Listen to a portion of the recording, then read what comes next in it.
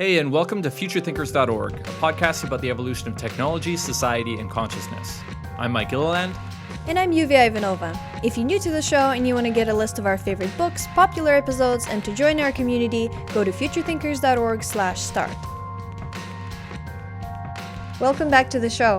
This is part 2 of our interview with Cris Beasley, author, podcaster, AI startup founder, and healing practitioner who created the Lovelock card deck to help people work with their difficult emotions. In this episode, we talk about the role of emotional health in society, practicing aspects of getting in touch with the wisdom of our bodies, as well as the relationship of mainstream science with the healing practices like energy work. You can find all the links and show notes at futurethinkers.org/102. Check out our new course in personal evolution. Part 1 is on cultivating sovereignty and is designed to support you in developing more clarity about your direction and purpose in life, making better decisions, and having more agency to live your life on your own terms. Part 2 is on integrating the shadow and is designed to support you in overcoming nihilism and tapping into your inner source of energy, creativity, and wisdom to make meaningful progress towards actualizing your full potential. To learn more, go to courses.futurethinkers.org. I was thinking about how important it is to slow down in these sort of conflict situations. I don't know if conflict's the right example, but in situations where you find yourself kind of possessed by one of these modes, one of these responses.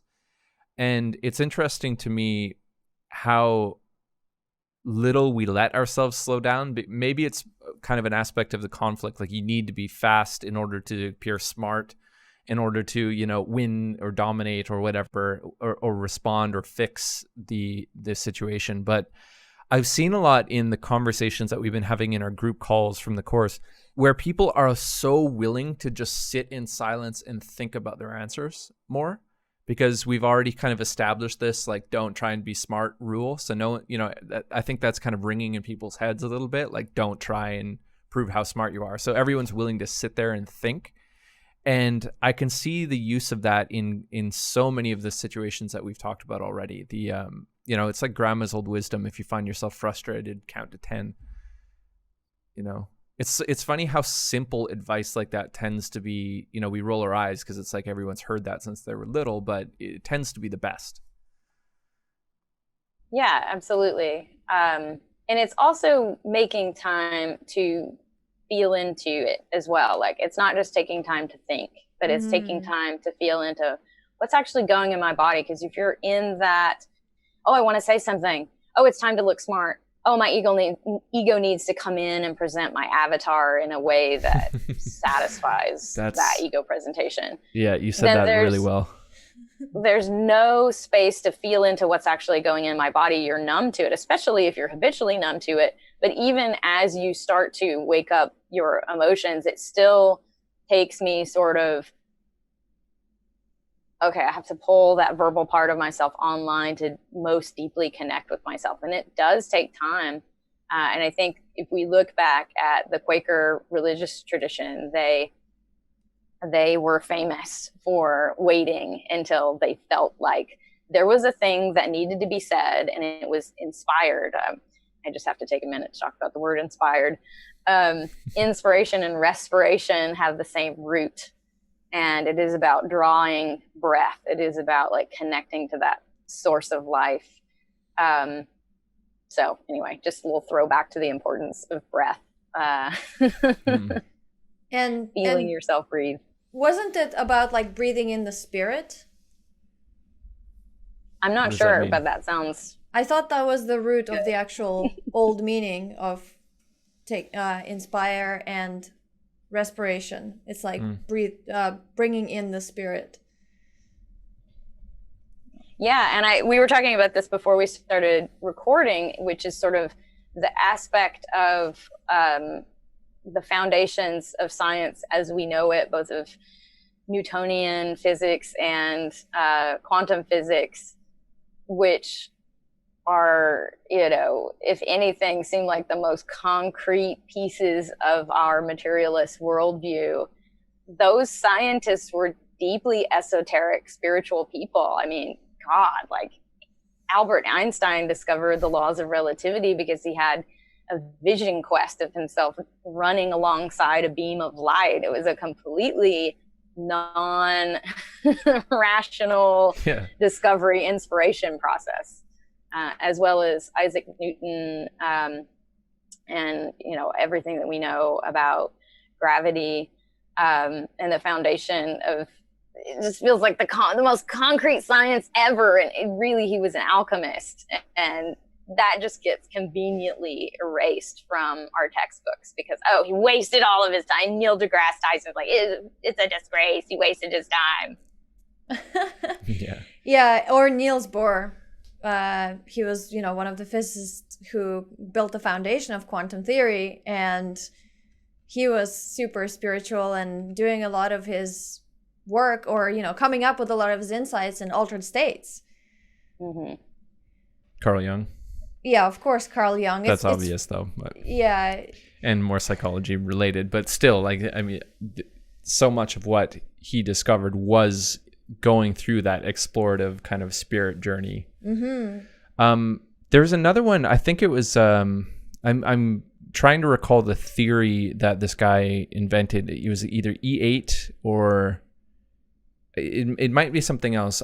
When I remember, I'll post it in the show notes. But it's this guy who was living in his van by the beach, a quantum physicist, and came up with this sort of geometric theory of everything, of all reality. And it just seems like another one of these kind of examples. It's actually a fascinating talk that I think he did a TED Talk. So guys, check it out.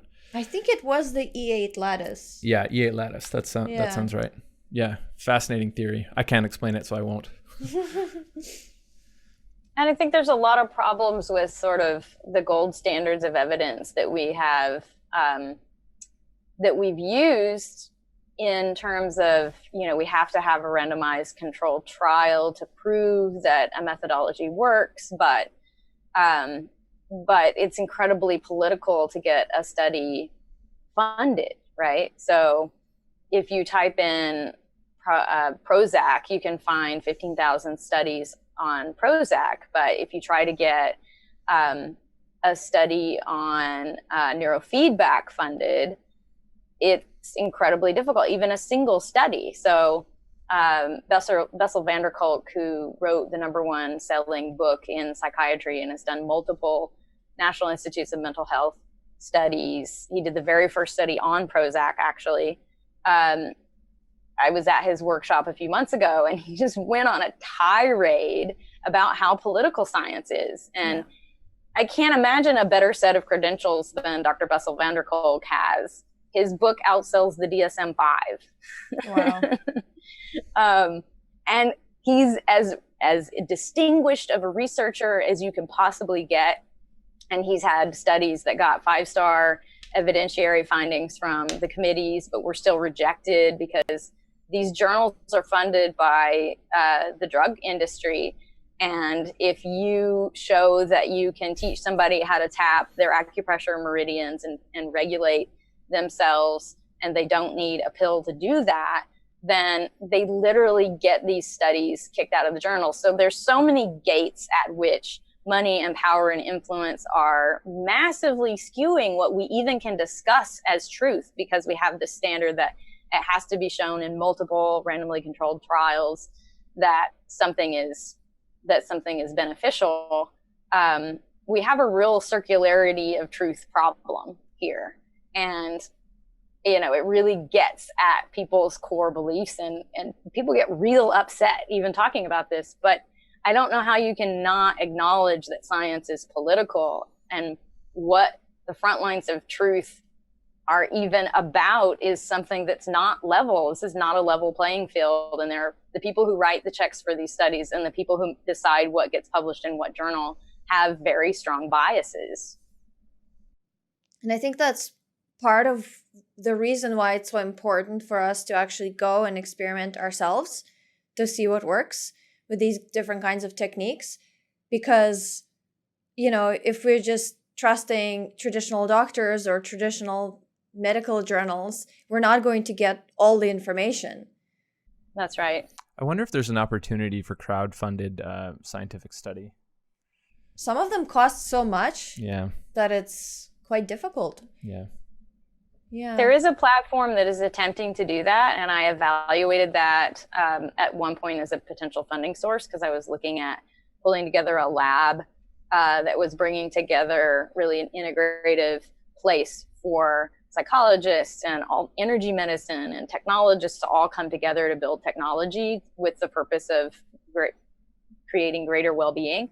But that stuff needs to be funded, and I had a potential grant maker for like 300 to 500,000, but you can't, that's, I mean, just the tiniest little drop in a bucket. You're going to hire a staff. You need to have a 2-year working budget, minimum of like $2 million. So I was looking at this funding landscape problem, and I found a crowdfunded platform for science, and it was pulling in like 6,000, 11,000. It just wasn't even remotely enough to do the kind of scale that would be considered. And the other thing that's interesting is that there's this front lines of truth called Wikipedia. Mm-hmm. And if you look at some of the talk pages for something like neurofeedback or craniosacral therapy or some of these things that I personally have experienced and known lots of people who have experienced and had good results with, and the leading experts in the field who do have all the letters behind their name also recognize many of those therapies are listed as pseudoscience. And when I look at the talk pages, they'll be like, yeah, we see that there was a study, like some brave person got a study on that thing, but it didn't get published in a journal that the Wikipedia editors consider to be, legitimate. But it's this circularity, like if you just don't like the things that journal tends to publish about, then you just completely blacklist that journal because that journal talks about energy medicine and you don't think energy medicine is real. And so you just, nope, we just reject everything that journal publishes. And, it's like you're playing by the rules, you're getting studies funded, and you're adhering to the standards of evidence, but it's still not considered right because you've just decided that you don't like that whole journal. It's a real problem. So I think you're right, Yuvi, that we have to follow our own intuition. We have to feel into our own body. We have to trust our senses. We have to know that if something is making us better, it is making us better, and it doesn't really matter why, and that's enough. Yeah, and also learning discernment, because there are people who are hacks or, overcharge for whatever they're doing, and maybe it's just some sort of version of placebo. And there's a technique that a person can learn in just a few sessions to do it on their own rather than go to some practitioner and pay thousands of dollars every time. So a lot of it just comes back to sovereignty, like sovereign knowledge of yourself, but also sovereign knowledge of yourself and sovereign knowledge of the world. Yeah. And trusting that word of mouth really matters. This is how we used to, if you imagine a world in which we lived in much smaller communities and you knew everybody that you grew up with because you grew up with the same 250 people, you didn't have a trust problem. You knew whether you could trust people or not. You'd be like, this person consistently shows up and I can't rely on that person, and that's not going to be my medicine person. But there's also this aspect of if another tribe comes and sends emissaries, you trust your reaction to the person. You trust whether you get a good read, and you can develop that intuition by being like, I don't know, I met this person and I like what they're talking about, but I kind of there's this like little niggling part of me that feels like something is sideways. And you talk to somebody else who has also met that person or has worked with that person, ideally, and you can be like, this is kind of, and that person will be like, yeah, I worked with them and it was great and you should try it. And that person. This is what we try to sort of strap together with something like Yelp ratings at scale. On humanity, we think that we have to have this humanity scale problem of how are we going to rate healers, and then we're going to get into accreditation and these big systems of trust that we've sort of delegated out to an accrediting authority. But it turns out talking to your friend who knows you and knows the practitioner is still something that we very much have access to. And once you tap into kind of the community of people who are healing themselves and doing this work, they know you, they know the people they've worked with and had good results with. That is far more powerful than something that's published in a journal. So don't discount that. And it's almost like gossip. We have to talk to person. We have to say, I kind of think this is a little bit sideways and shady, and I get a weird feeling. Do you also get a weird feeling? It's called gossip. It's really helpful. It's the way that we do trust when there's no authority. It's how we actually find our sovereignty, is not externalizing that authority out to a journal or, anybody else. I really agree with that. And I think that some of the stuff that kind of goes under the radar, the really shady stuff, also goes under the radar because we don't trust our intuition, and because we don't, like, when you hear something about someone, a practitioner, that's like really negative, and then you hear another person talk about it that's really negative, but you're like, well, I have no proof, so I'm going to discount it. No, how about take that as, this is valid information. This is somebody's firsthand experience. It matters. Right. Yeah. It's funny because connecting to the body is the least frou-frou shit. Like, there's nothing realer. I know. Like, that's such a good point. You think these fucking soft skills are soft, this is the hardest motherfucking shit you've ever done in your whole life. There's no question. Yeah. There ain't nothing soft about this shit. If you think about it, like, your body is so much older, evolutionary speaking, than the rational part of your mind. Like, what is it? 300,000 years old? I might be fucking up with the zeros, but it's very, very new. Like, the prefrontal cortex is extremely new and extremely inefficient as far as its processing capacity. And the unconscious mind is really fucking old and much, much faster, and it's able to process like so many more pieces of data at the same time. And yet people are like, ugh, unconscious? No. Well, and yeah, I want to, now that I'm sort of I'm back from Canada, I want to get in on the weekly calls for sure. But I love doing some exercises to help people understand that their conscious mind doesn't even have the ability to inspect everything that's in the unconscious mind. So I gave a talk at GitHub. I'm like, okay, we're going to do a demonstration. I'm going to show you that your body knows how to do things that your conscious mind doesn't know shit about and actively has the wrong information about. So what I have everybody do is put their hands out like you have a steering wheel. You guys can do this if you want. All right, let's do this. Okay, so put your arms out. And what I'm going to have you do is I'm going to count down 3, 2, 1. And you're going to show me what it looks like to change lanes when you're driving in a car. Got it? I don't drive. So good, yeah. You have to watch Mike. Okay, so I'm not going to do it with you because that would be cheating. So when I count down 3, 2, 1, change lanes. 3, 2, 1.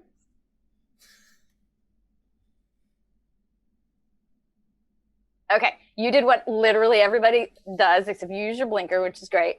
So you just drove off the road because you did this. And that's how you execute a turn. So to change lanes, you do this, and you come back to center, and then you go just as far in the other direction, and then you go like this. That's so funny. And it's so easy when you're driving. You wouldn't like, duh, and then just go into the ditch. That's so funny. Exactly. So our conscious mind is sure that it knows how to drive. It's confident that it knows how to change lanes, does it all the time. Fucking bullshit. Your conscious mind doesn't know anything about how to do anything. Your conscious mind doesn't understand how to walk. Your conscious mind doesn't, like, all of these body-based skills that we have are utterly resistant to inspection by our conscious mind. You know, as I'm thinking about that, I'm recognizing the importance of the in the moment consciousness that is responding to the environment. So there's a feedback loop that doesn't exist in the conscious mind. But that's the only difference between like this and then the technique is like you're getting that feedback in the moment. The entire conversation makes so much more sense with this metaphor. It's perfect.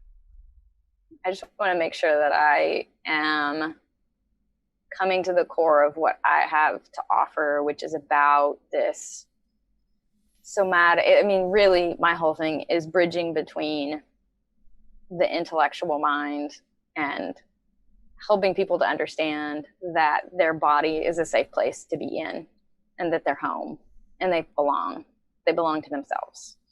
Maya Angelou says, I belong everywhere and nowhere. Totally messing up her quote, but that's the essence of it. Coming into the safety of being at home in your body, coming into the safety of belonging to yourself, because that's really what sovereignty is. And then once you can feel that on one level, catching all of the former sort of child self subroutines that are still running in your brain, catching those selves up to this person that does have agency. Like, I'm the kind of person who can pay my car registration. I'm the kind of person who can have difficult conversations. I'm the kind of person that can feel anger and still be responsible in the way that I communicate. I'm the kind of person that can just go to bed when I'm tired, whatever that thing is for each person. We're all going to have our own different stories. Just giving them the tools. In my practice, I very much love to teach people the tools to heal themselves instead of just teaching them better coping strategies. And that's what a lot of modern talk therapy has been, even almost explicitly stated. Cognitive behavior therapy is teaching you better coping strategies. And that's great. We need better coping strategies. But the work I do is deeper, and it doesn't go on for very long. My instructor only works with people for about 2 months, because she says you don't need to be facing your shadow that consistently for more than 2 months. It's like, go work on the thing and then be happy. Go live your life. You can come back to me in 6 months or a year and we'll work through another layer of the onion. But you're not going to show up with an EFT practitioner, which is what I do, as well as energy work that pulls out the trauma.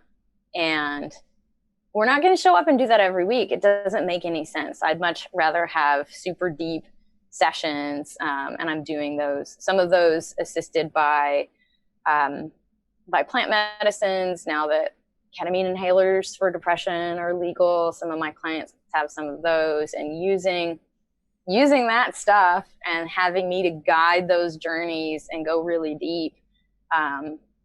But I get really bored. I don't want to see somebody. If I have a patient that's coming back and talking to me 8 years later about the same boyfriend-girlfriend dynamics and they're still stuck in the same loops, that's never going to happen. If I get to the end of 2 or 3 months with somebody and they're still stuck in the same loops, I'm going to refer them out to another practitioner. So it's a very different way of dealing with it and getting to the root causes. Yeah. I just wanted to say that I love that, and I'm like 100% agree with that approach, because I think that any system that creates dependency rather than sovereignty for the person is some sort of a scam. Like, there's something wrong with it, because the point is to create healing that enables the person to then take the next step on their own and be able to go out there and be their own person and feel more at home in their body. Mm-hmm. Yeah. Mm-hmm. And the relationship that you have with the therapist that makes space for that work, that therapist is not your friend. In fact, most therapists won't work with you if you are connected to them socially. If they see you on the street, they won't walk up to you and have a conversation with you. And I think we need that distance to do that kind of work, but that's not how healing the root causes necessarily needs to be. I think a lot of healing the shame in the deepest level is being seen by somebody in your life who is part of your community. Like, the shamans and medicine people of old were, your cousin's grandma. They might put on a mask to sort of separate themselves and provide that ability to step into an altered state with someone that is psychologically on a different plane so that you're not, that's my grandma that changed my poopy diapers. Now they've put on a mask and they've sort of ascended into a different role to pull at the, the highest part of themselves, and not even show that ego presentation, but totally become a different mask, a different self. But I'm really interested in this, in the distinction between indigenous and Aboriginal healing techniques, and how shockingly different that is from modern psychology, where they put up these very clinical boundaries to sort of separate you from your therapist. Your therapist is never going to get pissed off at you and be like, you need to clean this shit up. You did something that pissed me off. I'm going to be right here cheering you on while you do it. Like, I've never seen a therapist do that, and it's not considered part of their scope of practice. And I'm not even saying that's a bad thing, but I'm just observing how different that energy is. Because I was just at Sundance in Calgary in Alberta, Canada, and it's a super intense thing, and you're there with your family, you're there with your community, you're there with your people, and they are healing you, and there is none of that clinical separation. You're in the mud literally together, and those grandmas are gonna straighten your shit out. They're gonna tell you, like, that thing you did pissed me off, and I love you, and you need to clean that shit up. Yeah. And I love that energy. I totally agree. And that something reminds me of the way that the old Zen masters used to teach their students. And they had this little stick that they would whack them with if they did something really egoic or really stupid. And now, of course, that's considered, oh, it's abusive. We would never tolerate that. But I can totally see value in that, because sometimes people just need to be smacked out of their stupidity. And like, it doesn't create injury, it's just like a little whack, right. Like, oh, what's happening? Oh yeah, that's right. I was being stupid. Duh. Yeah. And it is being made meaningful to the body. Yes. I'm certainly not a fan of corporal punishment, but there is a way in which, again, if they like smacked you and it like physically hurt, but it's more energetically it hurts. It's more like socially it hurts. It's more like, oh God, I was just seen doing something dumb, and it's not about the pain, and it shouldn't be painful because that would be abusive, but the energetic, like, whoop, stop that shit. Yeah I think that bringing some of these older techniques into the modern world can be really useful, but I haven't figured out a way how to properly fit it into society. And I wonder if the changes that are happening in the world now are going to allow for that naturally. Because what I've noticed is that it seems the kind of super globalized world is fragmenting again into smaller communities. And maybe that's healthy, because for the last, 50 years or something, people were so not communal, especially in developed countries. And now it seems to be returning to that kind of more communal state. We were sold this bill of goods called the American Dream, with the idea of houses, these little atomic families in atomic houses. And we built our zoning codes on it. It's now literally almost impossible to even get a bank loan to build a house that isn't a 3-bedroom, 2-bath house. I want to live in an intentional community, and I'm sitting in a house right now that has 10 adults willingly living together. Not even so much, although the financial part of it is significant. In the Bay Area, it's much cheaper for 10 people to live in a giant house than it is for us all to have our own $3,000 per month, 1-bedroom loft studio situation. Rather, we're in like a $1,000 a month, 10-bedroom big house. So the financial part of it is there. But for me, my real motivation is that I like living with people. And I feel much healthier. And I even think it's better for introverts, because all I have to do to engage with people is to walk out my bedroom door. And as soon as I want to be by myself, I can go shut my door. I have my own sovereign space, but it's sort of like layers of engagement between me and the public world. I lived in a 1-bedroom apartment by myself, and that's when I fell into the only depressive episode I've ever had in my life. It's you walk out your door and you're in public. But if you live in these intentional communities or co-housing, you have shades of intimacy, and you can decide at any point where on that spectrum you want to be. And I think that's historically how we have lived. And I think it's just a much healthier way of being. And yet all of our zoning codes and our built infrastructure of all the buildings that are around us are around this post-war idea or ideal of the American dream. And I think it's the American nightmare. It's not working out so well. Yeah. And unfortunately, we've exported that most of the way around the globe, and it's had the exact same effect in all of those places as well. Yeah. And then we wonder why there's this epidemic of mental illness and repression, and people are not able to deal with so many things because we were not meant to be isolated. Like for whole human history, we lived in tribes and we gave each other emotional support, and we had people to talk to and interact with every day. And now people are so isolated. It's no wonder that they're sick. And we don't even touch each other in American, westernized culture. If you don't have a romantic partner and you don't have enough money to pay somebody to massage you, you probably haven't been touched for more than 30 seconds. Yeah. In weeks, months, years. Yeah, and people really don't realize how much touch we need. Mm-hmm. And then we put that unmet need for intimacy solely on our romantic partner, and that creates, even if you do have a romantic partner, that like grasping for the touch can become a really bad dynamic because sometimes in our romantic partnerships, we have really good, solid touch connection, but there's a whole snarl of like, oh, I can't touch you because I'm not in the mood for sex. And if I touch you, then that's going to open up the door and you're going to think that and then I have to tell you no, and I don't really have the emotional space to set that boundary. And so I'm just not going to touch you. It just causes this huge snarl, and it's unfair for us to really put the full burden of touch and emotional regulation on our romantic partner, whether you're a man or a woman. Yeah, definitely.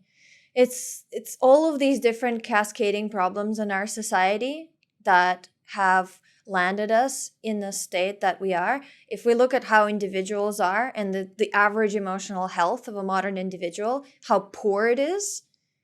Yeah. It's like all of these different things have cascaded to make that happen, which makes it so much more difficult to fix it, because if you fix one thing, there's still like a million other things pushing on it.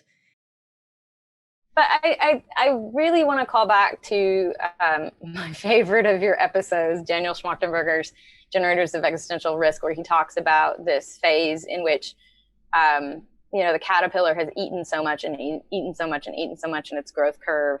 And then we can change and we have to change. The caterpillar can change and it has to change. So I feel like we are in the meltdown to the goo.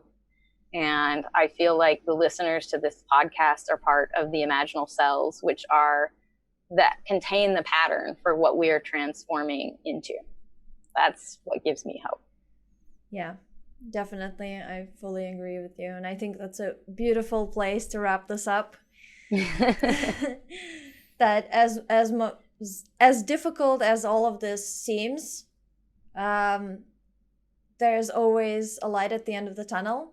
And in order to create something new, a lot of the time, something old needs to break down. So I think that's just normal part of this transition. Totally agree. Cool. Well, thank you so much for joining us today. This has been really insightful, and I think our listeners will love the practical applications of getting in touch with their body, because we get this question all the time. Like, people are really stuck in their heads. So I think this will be a nice breath of fresh air. Where can people find you? So I have a podcast called Hack Reality, HACK Reality. And that one is about healing, and it's really a podcast about the body for people stuck in their mind. And I have a podcast on Hacker Noon, which is about the technology aspect of that. How do we make humane technology? And if you want to draw a card in my Oracle deck about emotional intelligence, you can go to crisbeasley.com, CRISBEASLEY.com. Cool. Thanks. Cool. This Thanks was fun. so much. Mike and UV. All right, that was part 2 of our interview with Cris Beasley. To get all the links and show notes for this episode, go to futurethinkers.org/102. And you can check out part 1 of this interview at the same link. And if you want to stay up to date with our latest episodes, blog posts, or news from Future Thinkers, join our mailing list at futurethinkers.org/mailing list. To meet like-minded people, join our Future Thinkers Discord community. Go to futurethinkers.org/discord. Check out our new course in personal evolution. Part 1 is on cultivating sovereignty and is designed to support you in developing more clarity about your direction and purpose in life, making better decisions, and having more agency to live your life on your own terms. Part 2 is on integrating the shadow and is designed to support you in overcoming nihilism and tapping into your inner source of energy, creativity, and wisdom to make meaningful progress towards actualizing your full potential. To learn more, go to courses.futurethinkers.org. Don't forget to subscribe and hit the bell icon to get notified of new videos. You can also follow us on social media to stay connected. If you'd like to get a t-shirt like the new Make America Think Again, go to futurethinkers.org/store. If you like what we do and you want to help us make more podcasts and videos, consider donating or becoming a patron at futurethinkers.org/support. Also visit our sponsor Qualia and use the coupon code FUTURE to get 10% off your purchase.